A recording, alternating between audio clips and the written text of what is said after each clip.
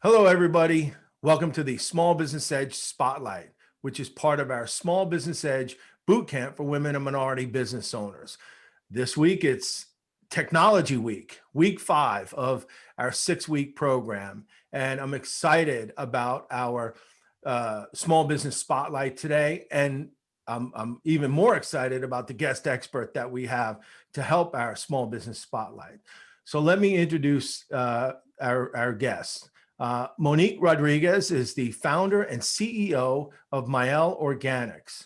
And she's going to tell us a story about how she's combined social media and technology to grow her business and how she's been able to pivot during COVID and what she has in store for 2021. Our resident expert is John Lawson, founder and CEO of Colder Ice Media. He is a international speaker, acclaimed speaker. He is considered to be one of the top experts. I think Startup Nation called him the savviest person in social media. And he has incredible knowledge and wisdom that he likes to share on retail and e-commerce services. So with that, I want to welcome to the Small Business Edge Spotlight, which, by the way, is being sponsored this week by Oracle NetSuite. And we're thrilled to have them as our partner for all of Technology Week. So our blog post, our podcast, our Small Business Spotlight, and then, of course, our live Q&A session. Thanks to Oracle NetSuite for being the sponsor of that. So with that, I'd like to welcome to the Small Business Edge Spotlight, Monique and John. Welcome. Thank you. Thank you for having me. It's a pleasure. It's a pleasure. And Monique, John and I did a little bit of background research on your company, and you have really a fantastic story. And so I would love if you would start by just sharing with us, tell us about your journey on how you became an entrepreneur. Yeah, so my journey of becoming an entrepreneur is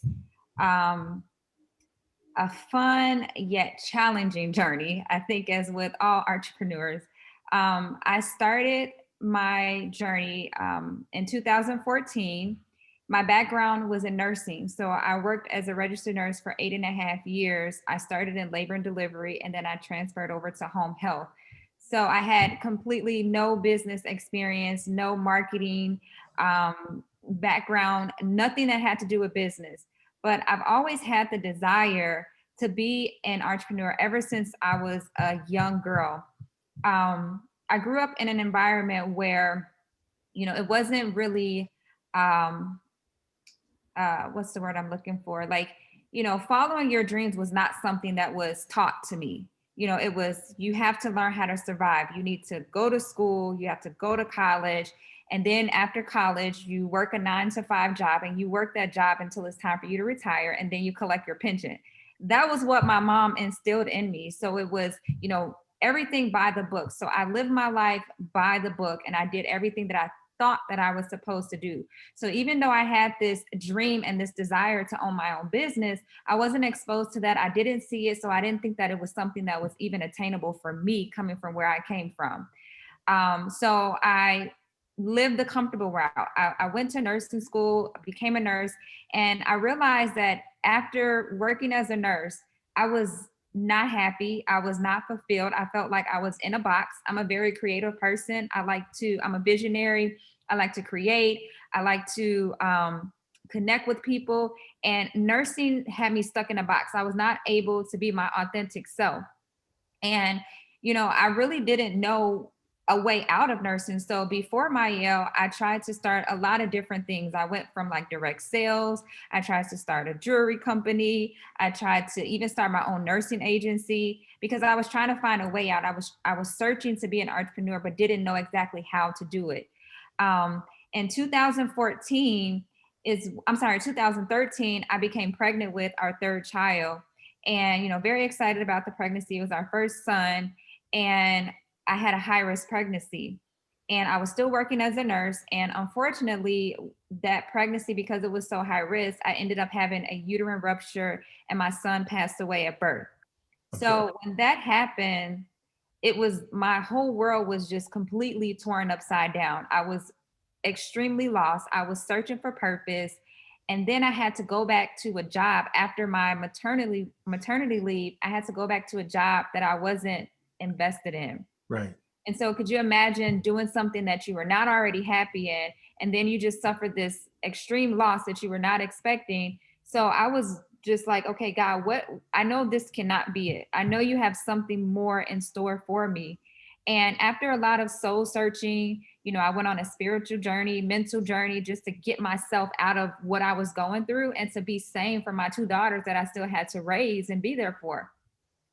So for me, finding myself spiritually and becoming closer to God allowed me to really identify my purpose and my passion. And I tell people all the time that passion that you have, it's always right in front of you. When I was a little girl, I was always obsessed with hair care. I was always obsessed with beauty, but never thought that beauty and hair care was something that I could make a career out of. Right. So I took to social media as an outlet for something to do. So it wasn't like my intention to say, oh, I'm going to start this amazing hair care company and I'm going to start posting on social media. It was, no, I need to get my mind off of my current reality and let me talk about something that I love. And that was how I styled my hair today. So, and I would, start the conversation with, hey, I put my hair in 2 braids, I put a little edge gel on my hair. And then I started like researching different ingredients, and I would make different concoctions, homemade hair products in my house with the blender, and I would put it on my hair and then share that on social media. So I was just starting this conversation. And in hindsight, when I look back, I was developing this tribe of women that had the same type of passion for what I had, the same type of passion that I had, which was hair care. And so I developed this following, this cult following, way before I even had a product. And that's the power of technology and social media, because it allowed me to reach so many women from my fingertips, from my cell phone, by just having a conversation about hair care. The conversation then turned from, hey, you're making these products at home, but can I just buy what you're making? And that's when I had that light bulb moment, because a lot of people started requesting, can they buy the concoctions that I was making? And that's when I said, and I said, okay, God, what are you trying to show me here? Like, Let me interject real quick. What time frame was that? Because if it's 2014 that you started, what time is it when you said, "Uh-oh, I might have a business here"? it was probably the early part, maybe like January, February. It was very early in 2014, because my son was born in August of 2013. So this was me going through the transition of finding an outlet. And Okay. so it was very early on. And I said, well, let me see if I can, do my due diligence. Let me put pen to the paper and, put a plan together, research, how can I find manufacturers to get my idea out? How can I surround myself with people that can help me, create what I'm making at home and actually bring this to fruition? So I did my homework. I found a lot of information on Google. I found one manufacturer that happened to be local in Chicago. I went to that manufacturer and I said, hey, this is what I'm making at home. I'm not sure exactly how I can get this to be stable and actually sell it to someone, but I just need your help. And of course, I got a lot of no's before I got a lot of yeses. But that one manufacturer in Chicago was willing to work with me and help me bring my idea to life. Started a website, and I already had this following. So when I launched the product, it sold like crazy, because what I was doing was I was developing this tribe, this cult that trusted the fact that, okay, here's this nurse and she has this beautiful hair and she's using these products on her hair. Like, let me try what she's using. Because in our culture, the need is moisture, the need is growth. And, people were vested in the information, the education that I was providing, because yeah, there were a lot of products out on the market, and I went and did my market research, but I said that there's no one that is able to provide the education that I can provide to my customer, because number one, I look like my customer. And then number two, I have this nurse and this science background that I can also educate her from a science perspective on how to take better care of her hair. Started with the mint almond oil, and we launched on May 23rd, 2014. And the rest is history. We sold out of that oil. So that's a very Wow. short version. So Wow. I'm trying to, Wow. I want to unpack one thing. how many followers did you have, let's say, when you first started doing the Instagram? Well, I mean, how many people were following you at the time Before I started talking about hair care? before you sold anything? Oh, before I sold anything, I probably developed about at least 1,000. Okay, Yeah, when I launched. that's a good number. I mean, it's like people could, like, you started with 1,000. Yes. And how did you fund your first product? How much money did it take you to get that thing launched? Because I mean, it's not like you were ordering a whole warehouse full. Correct. Right. So what was that like? So, and that's the reason why I started with one product. Because I didn't have a lot of money. And that one product, you have to be able to meet the minimums. And this manufacturer that I was working with was a small manufacturer. So they did not have a large minimum requirement. I Mhm. think their minimum was maybe like 2,000 quantities. So it wasn't a huge amount. And I always tell people, like, I put my business on layaway. When I was younger, my mom had to go to the store and we had to do layaways.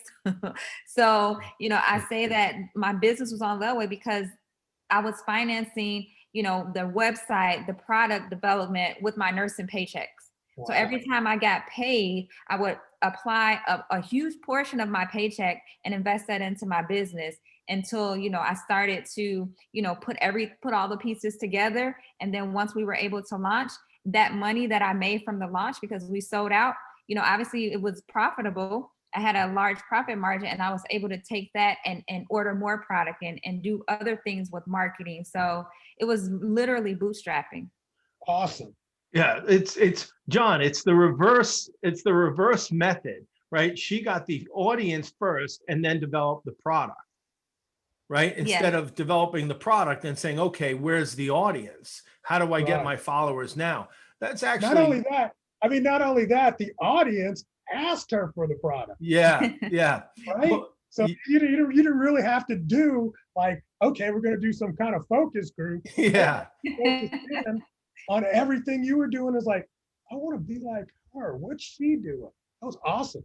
right. Yeah. It's really a unique uh, approach to entrepreneurship. You are what we call an accidental entrepreneur. Yeah. It's not like you were saying, okay, because but here's how it benefited you.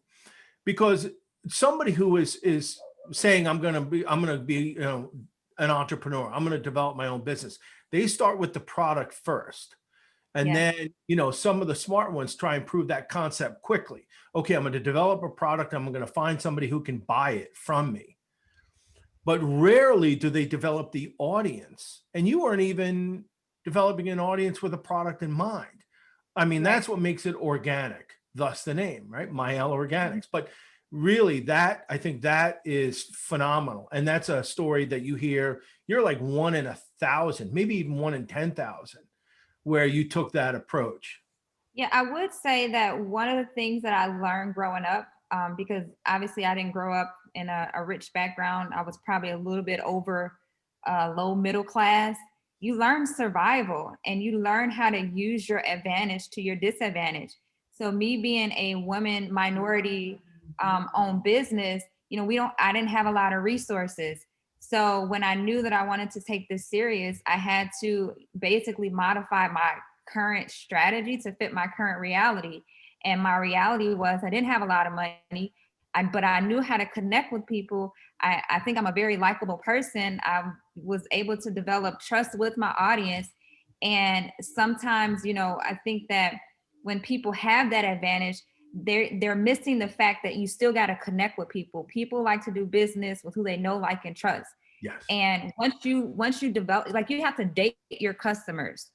Once you develop that relationship with your customers, I mean, they're going to buy anything from you. And in hindsight, I didn't know that that was exactly what I was doing. But, I tell everybody all the time, focus on connecting with people first before just selling them a product, because people don't want to be sold to. They want to have a relationship. 100%. But you touched on something, and I want to tap into that real quick before John speaks up. You said you had trouble as a woman minority-owned business accessing resources, and I don't know if that's the word you use, but Yeah. go into that a little bit more, because honestly, the whole reason we're doing this boot camp for women and minority business owners is I spent 30 years publishing magazines and newspapers for business owners. And in 2005, I launched a magazine called Urban Success for inner city entrepreneurs because I saw that they didn't have access to the resources that other business owners had in the outlying metropolitan area. Mhm. So was it that you just, as a woman minority owned business, is it that you weren't aware of the resources, or that people just refused to do business with you, or what? Yeah, one of the things is I just wasn't aware. And when you think about like resources, you think about like access, you think about the expertise, and then you think about the funding. So I think expertise and funding are two major components that I like. I won't say I wish I would have had, but I kind of want to say I wish I would have had it. And I think that's what's lacking in the African American community, especially women, that we just don't have the access because we don't know that there is, funding sources or mentors or programs that can help us scale, and courses that can help us to be better entrepreneurs or better CEOs. Like if we don't know that information, how do you know even where to start? Right. And I see that even with my audience, because a lot of women ask questions like, I have these amazing ideas, but I don't know exactly where to start. Like, where do I start first? So I think that it starts with that expertise, that mentorship, and then the funding, because it's one thing to have, if somebody gives you $10,000, but if you don't know what to do with that, you're probably going to just blow it. So I feel like mentorship and funding are two of the biggest components that, I would push for other aspiring entrepreneurs coming up. So, I mean, like since 2016, I mean, I'm guessing you're starting out pretty green as an entrepreneur. And today, you're a very much accomplished entrepreneur. I mean, you're in like Target. You're on target this year to what, 10x or 20x your business.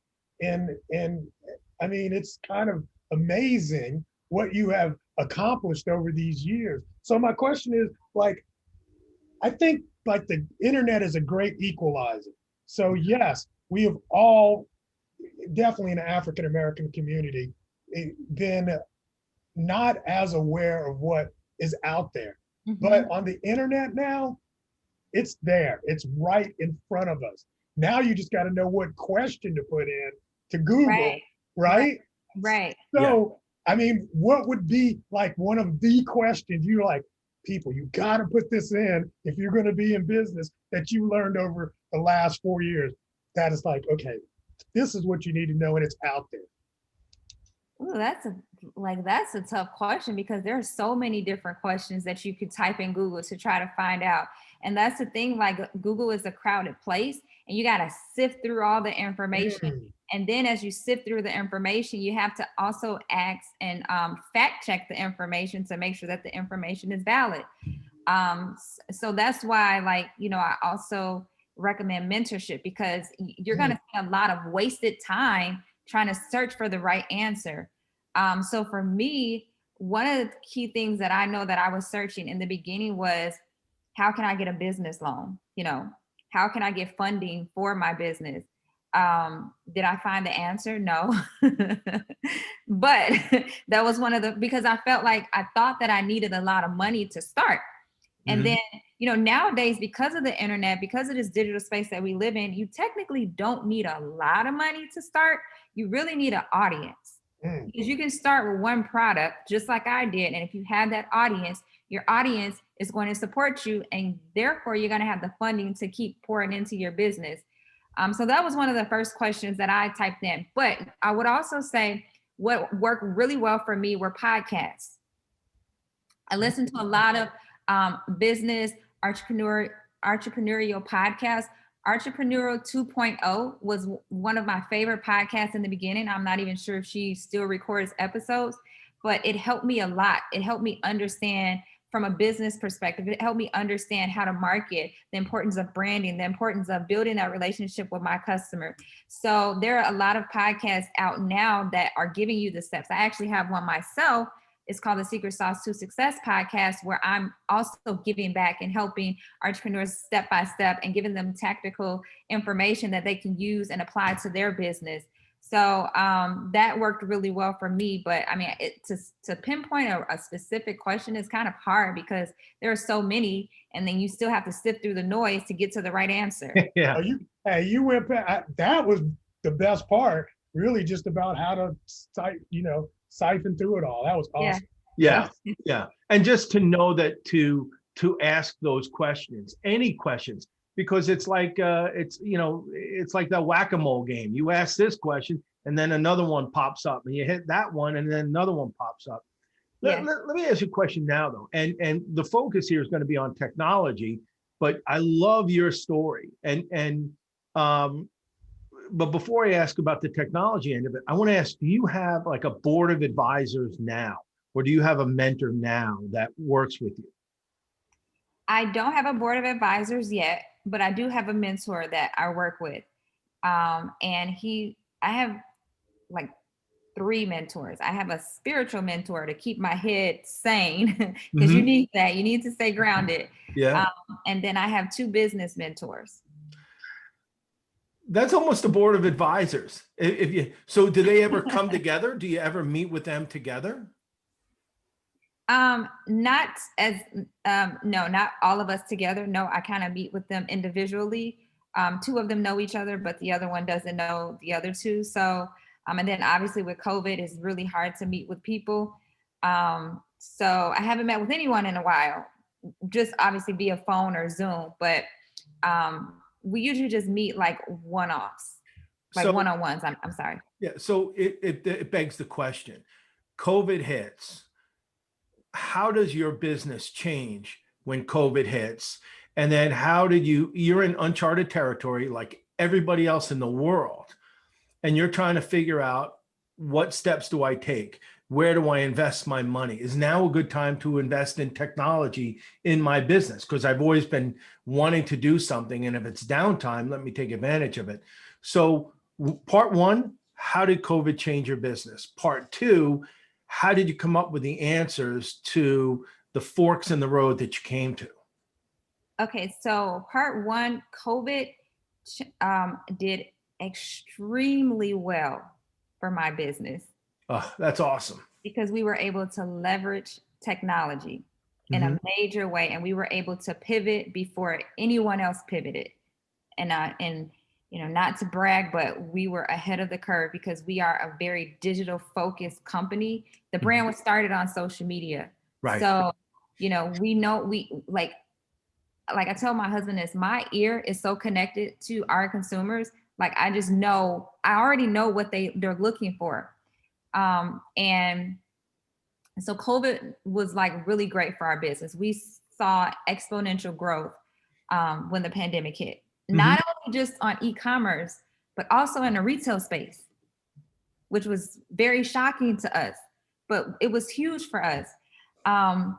When COVID first hit, I texted one of my mentors and I said, okay, I'm not going to say I'm nervous, but just a little bit. So I just need a little bit of advice. And I said, what do you recommend we do with our marketing dollars? Should we hold our marketing dollars because we're not sure what's going to happen? Obviously, I haven't been in business during a recession or anything. So I was like, what do we do with our marketing dollars? Should we hold it and not spend it because we don't know where the economy is going to go? Or like, should we put our foot on the gas? And his reply back to me was, put your foot on the gas pedal. Wow. When he told me that, my foot went on the gas pedal. I said, okay, team, we got to go. We got to figure out how do we stay connected to our consumers. Events, trade shows, pop-up activations are a very huge part of our marketing strategy. All of that was taken away. That gives us the opportunity to connect with people. That gives us the opportunity to sample, boots on the ground, develop these relationships with our consumers, have the consumers meet their favorite CEO of the brand. So when all of that was taken away, I said, okay, what can we do now? Well, we have Instagram. We have Instagram Live. I personally went live every single day for the first 3 months of the pandemic. So from March up until like June, every day I was on live. Wow. because that allowed me to connect with people. That allowed me to be a leader and to say, you know what, I know we're all in this pandemic together, but we're going to maintain a positive attitude. We're going to have a positive spirit about this. We're not going to be down. We're not going to be depressed. We're going to keep pushing towards our goals, and we're going to keep striving for excellence, because our mission at Mielle is community first. We want to educate, we want to empower, we want to excite our community. And if I'm a leader and I go hide and I don't show up for my audience, I'm doing my audience a disservice. My job is to continue to overserve the underserved. Our audience needed to be served at that time. Our audience needed some entertainment. They needed something to take their mind off of what they were currently going through. So I would go on live, and I'm a pretty silly person. I would do like different segments. I would talk about hair care. I would dance on live. I would bring our audience in with us on live. We would have dance competitions. So it was anything that we could do to like keep their mind off of the current pandemic. And it worked really well for us. It garnered more loyalty. It garnered more engagement. To this day, people still send me, because I still go live every week, but they still send me messages saying how my lives have impacted their life. So my motto is, how can I wake up every day and be impactful to someone? How can I make a difference in someone else's life? Because again, it goes back to that servant mentality. In order to be a true leader, you have to serve people. And with that principle and with that model, that's what I chose to do.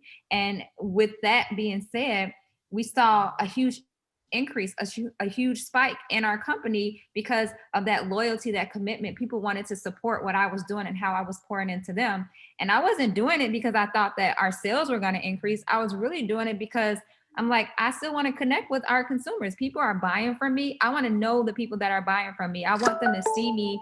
I want them to know my personality. And it worked well in our favor. So it says you're growing from that like 3 times over last year, right Yes. now, 10, 11 months in, yes? Yes.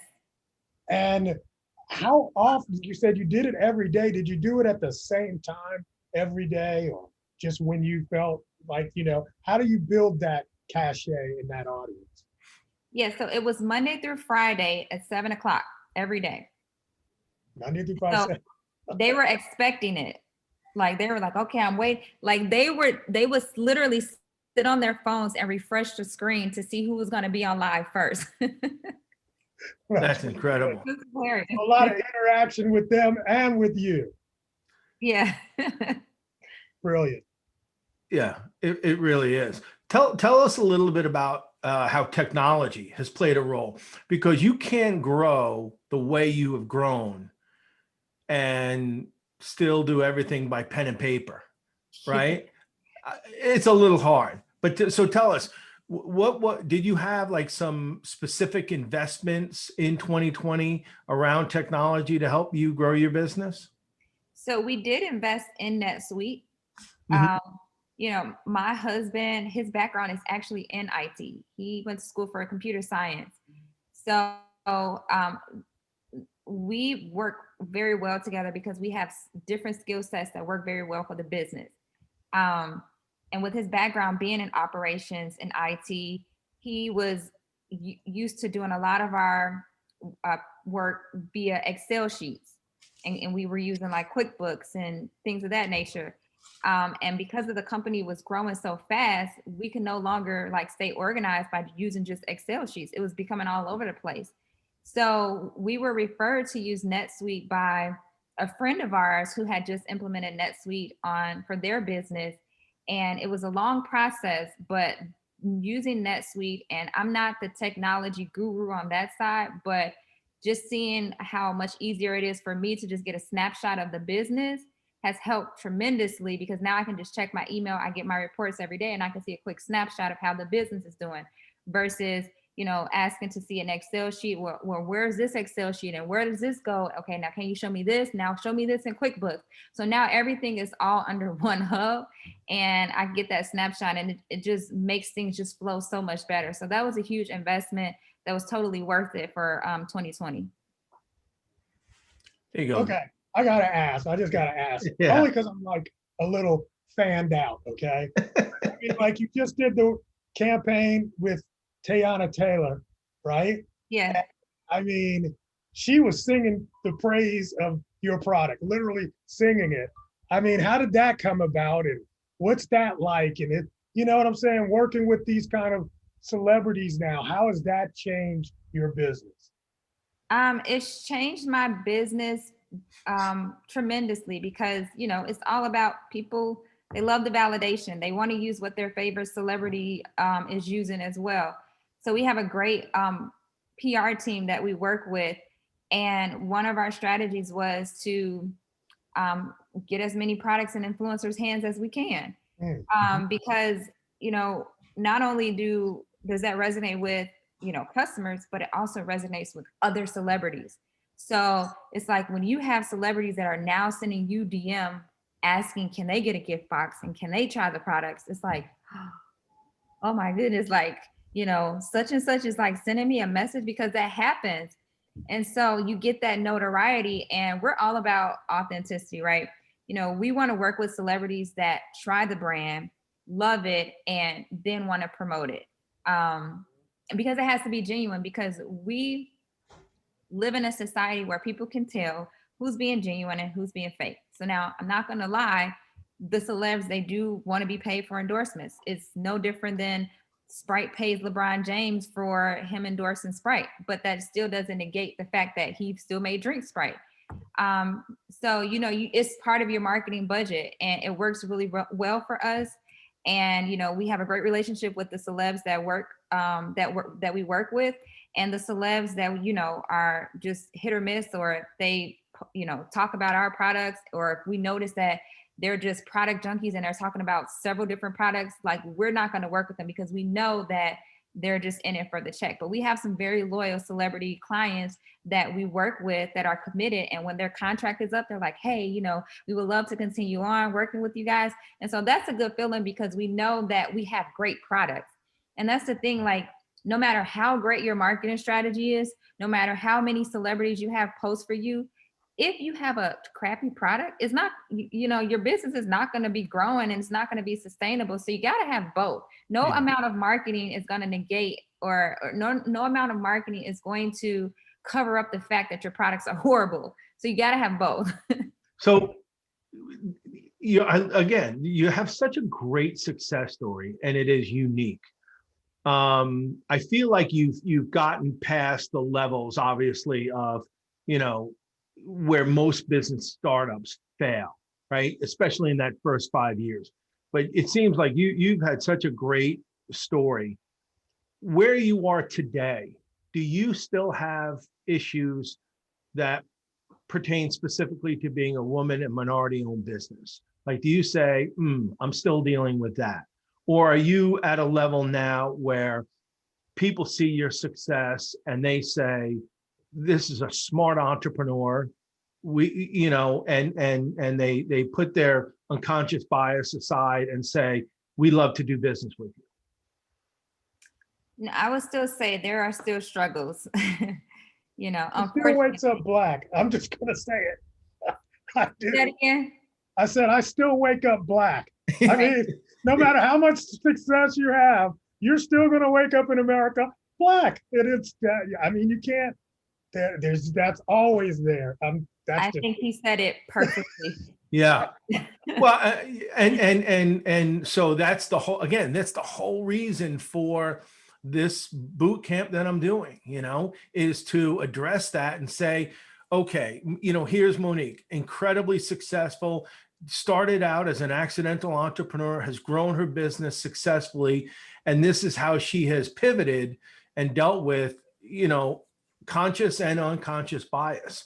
But I think, to John's earlier point, that I'd like to think that we're in a position now today that there's access to almost everything that you need in order to be successful. But it's a question of asking the right questions and talking to the right people and making the right moves. Right. And that's the key, talking to the right people, because like I said, you know, we still have challenges, and a lot of the challenges that we have is like, I know it's because we are a minority Black owned business. if we had other resources or, more people on our team that maybe had access to higher ups, we probably wouldn't have some of the issues that we have or face. Right. So Where are most of the issues? Are they related to access to capital? Is it access to new markets? Where do you find that you're having most of the difficulties? yeah, so it would be access to new markets, and then also access to even like expanding our distribution. Like, I feel that Mielle deserves way more than what we have now, but being a Black owned business, we have to work 10 times harder, right? Than our counterparts. Right. So Yeah. and I'm just being very transparent. Oh, 100%. And I appreciate that. It's just the reality. Like, if Unilever goes into Target or whatever and says, I have this amount of money and I want to put this amount of product on the shelf, and they have the potential to kick a small Black owned business out, right? Yeah. They have the dollars to support it. But on the flip side, we got to work extra harder to prove ourselves before an item even goes to show. I'm going to use that as an example. You know what? That I think I totally get that. I think what I wanted when I was hearing you, I was thinking about access. There is just getting in the room sometimes brings opportunity. And sometimes who you are, where you come from, what your level of, finances can deny you access just to get in the room. Yeah. Once I get in the room, I'm going to make the deals. Yeah. I just want to get in the room. Right. So yeah, you just got to get in the room. But I mean, what you're doing right now that is so fascinating to me is like you've got a mission. You seem to be very mission driven, and you seem to be very committed to that mission. Can you explain what that mission is with women and hair? Yeah. So yeah, we are very rooted in our mission and our purpose. Like that's what continues to drive me and my husband each and every day. Because the connection with hair care is more than just hair care. Like as African American women, we're connected with our hair from an emotional perspective. Our hair is our culture. Our hair memories are tied to it. You grow up in the kitchen doing your hair with your mom. So our hair just means so much more to us. And we just pride ourselves on what we call being more than a strand, because what we do is bigger than hair care. We pour into our community because I feel that it's so important for me that as I climb this ladder of success, that my success is not just about me. My success is about who I bring up on this journey as well. How many people can I make successful around me? That's what success really is about, and I just feel that it is our duty, it is our God-given purpose on this earth to make sure that we serve others. So whether that's pouring into people with, speeches, going lives, giving away cars. We just recently gave away 2 cars to 2 customers from a giveaway, a contest that we ran. So I need to grow hair.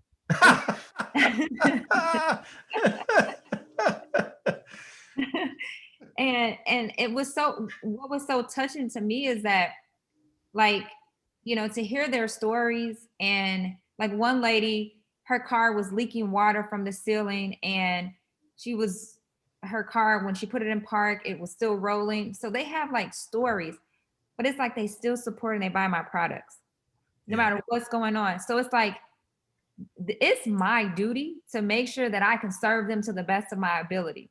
So we also put together a entrepreneurship certification program. We partner with Rutgers University, and that's for us to allow women that look like me to enter this program to become entrepreneurs, so they can learn the basic fundamentals of running and starting a business.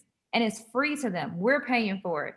So it's like, I mean, obviously I can't save the world, But if I can save one person, two people, if I can just make a difference in somebody's life and create 1 millionaire, 1 billionaire, then I feel like I've done my job. And of course I want to create more, but it's my duty to support and to pour into the people that continuously pour into me.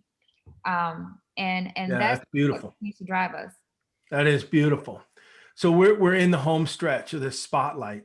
And what's interesting is I thought when I was setting up this content to it's like, okay, we'll have these small business owners on and we'll talk to them and we'll tell them everything that we know. And then you come on and you tell us what we need to know. Like, it's like you're the expert and we're learning from you. Oh, I'm right, John. I mean, this Oh, is absolutely. This is I very motivational, informational, transformative. Thank you so much. yeah, it really, I mean, you are definitely an inspiration. I'm so glad that we have you as our spotlight for Tech Week, and that we're able to help you tell your story. So two last quick questions for you. 2021, what's on your bucket list? Tell me, because I want anybody who's watching this, I want people to get involved in it. And my next question is going to be, how do people reach out to you? But because I know people are going to watch this and they're going to say, I want to buy Monique's product. I want to learn more about Mielle Organics. I want to bring her products into my community. I hope that's what people are saying as they're watching this. So tell me your wish list for 2021. as far as for business, right? Yeah, business and your philanthropic side of it as well. Whatever you want. My bucket list for 2021 is to have at least 100 girls graduate from this certification program that we're offering, and that they start and launch their businesses in 21. And one of my other bucket lists is for me to also create a larger fund where I can start investing into other women of color businesses. So that is my bucket list. Wow. And what about any opportunities like for getting into new markets, launching a new product, going global? Yeah, that's a given. Oh yeah. So I forgot to mention, we've expanded into the UK this year, which was huge for us. We've also expanded into territories in South Africa. So our goal in 2020 is to continue that expansion and to continue to expand in other territories outside of the UK, outside of South Africa, like Dubai, the Caribbean, Nigeria. So we want to just continue increasing our global footprint. Mm-hmm. Of course, we want to always bring new consumers in. So we're always being innovative and creative. We always have product launches that are in our pipeline that are going to be coming out in 21. And really just, like I said, overserving the underserved. So I would love to expand more into different ethnicities, broaden our Hispanic customer base because they have the same type of curly needs that we have as well. And then also really focusing the conversation to be more evolved around texture and not just color. Because that's where the evolution of hair care is going, because 20 years from now, everybody's going to be, it's going to be a melting pot. Everybody's going to have curly hair. We're all going to be mixed with something, right? Well, our kids. Yeah. In 20 years, I'm going to have about as much hair as John does right now. So, you want to be able to just continue to meet the needs of the changing consumer. And so that's why we're always currently innovating. So we always have new products coming out. So. All right. So again, thank you so much for being our guest on today's show. I love your story. I'll do everything I can to help support you. I already can think of some people I'd love to introduce you to in Ireland and the UK and maybe even in South Africa, people in my network. So And I'd love for you, my one piece of advice would be to get an official board of advisors, a tech person, a lawyer, an accountant, and where you all sit down together and you take that 20,000-foot view of your business. Call John. but to have that, you know, whether it's once a month or once a quarter, but where everybody is sitting in a room together or even on Zoom, and you're Yeah. talking about your business and saying, okay, what do we see? What do we hear coming up that you may not see? You know, and so whether it's with distribution and inventory being disrupted or, you know, opportunities, and you come to these forks in the road and you want to have the right people in the room who are going to help you make that decision. Mhm. And a mentor is great. And don't get me wrong about that. I'm a full blown fan of mentorship. I mentor a couple of people. I have mentors, but that board of advisors that have kind of this vested interest in your success, and they meet together and they all come at it from different angles. You know, Mhm. you may have a Hispanic woman on who can talk about the Hispanic market, or Mhm. you may have, you know, other people who bring certain skill sets. That would be my one piece of advice to you that I think would help when you have these questions come up. Mhm. And you know, what would the answers be? Okay, great. Yeah, that is the plan. Okay, good, Together, good. yes. John and I will do it. We'll right, John? We're Yeah, in. man, But can't okay, do so that. last question, and then we're gonna let you run. How can people connect with you? Social media, your Instagram account, your website. Yes. So my personal Instagram is at exquisite mo, and it's spelled exquisite like it is in a dictionary, MO. Mielle Organics is at Mielle Organics, Mielle, organics with an S. And then our website is mielleorganics.com. And then you can also find us at any major retail store. That's fantastic. This is great. Okay, and I'll put all of that in in the resource page on our website too. And I look forward to connecting with you on social media and helping spread your story. Thank John, you. any parting words before we let Monique go? No, Monique, fantastic. Keep doing what you do, inspiring, helping, and the message you're putting out there is just absolutely awesome. And I love the commitment you have to what you believe in. Thank you. Fantastic. Yeah, I appreciate that. Thank you. 100%. You are 1 in 10,000. I mean, just the way you started your business and the way you've grown it. And I can't wait to see what you do in 2021 and beyond. Yes. So I wish you all the success in the world. And thanks for being on the Small Business Edge Spotlight. Thank you. Take care, you guys. All Nice right. meeting And to you. everyone who's been listening, you can follow us along. This is Tech Week for our business boot camp. Next week is Financial Week as we wrap up our 6-week business boot camp for women and minority business owners. I want to thank Oracle NetSuite for being our sponsor and allowing us to do this, and for introducing us to Monique, who is a world-class entrepreneur. And I'm so glad that I got to hear her story today. Give us your feedback, give us your questions, and we'll be happy to answer them. Thanks, everybody, and make the most of today. Take care.